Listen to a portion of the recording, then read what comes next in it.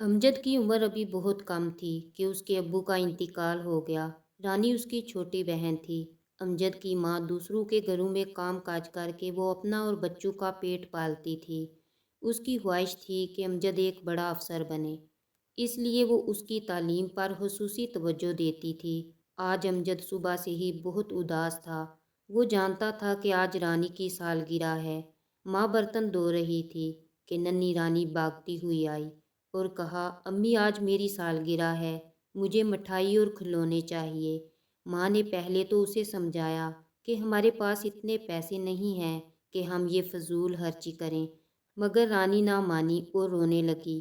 तो माँ ने उसे एक थप्पड़ लगाते हुए कहा, मैं दूसरों के घरों में काम करके तुम्हें पढ़ा रही हूँ, मज़ीद पैसे कहाँ से लाऊं?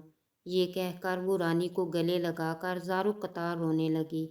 अमजद ये सब देख और सुन रहा था। वो चुपचाप उठा और घर से बाहर निकल गया। अचानक उसने एक फ़ैसला किया और सीधा मज़दूरों की बस्ती में पहुंचा और ठेकेदार से कहा, साहिब जी कोई काम है तो मुझे उस पर लगा दें। ठेकेदार बहुत रहम दिल था। उसने कहा, बेटा तुम अभी बहुत छोटे हो। उससे पहले कि वो अपनी बात पूरी करता, अमजद बोल उठा, सारा आपकी मेहरबानी होगी, मुझे काम की सख्त ज़रूरत है। ठेकेदार ने उसकी बात सुनी और मान ली। फिर अमजद सारा दिन एक कमरे में सफ़ेदी करता रहा।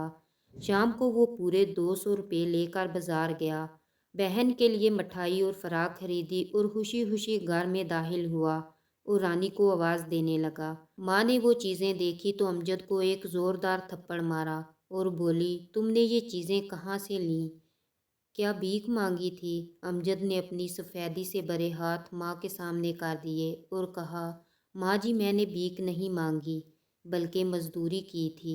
ये सुनकर माँ ने अमजद के हाथ अपनी आंखों से लगाए और बोली, बेटा मुझे तुम पर फ़ख्र है। अब मुझे उम्मीद हो गई है कि तुम बड़े आदमी बनोगे और दुनिया में तुम्हें कोई शिकस्त नहीं दे सकेगा।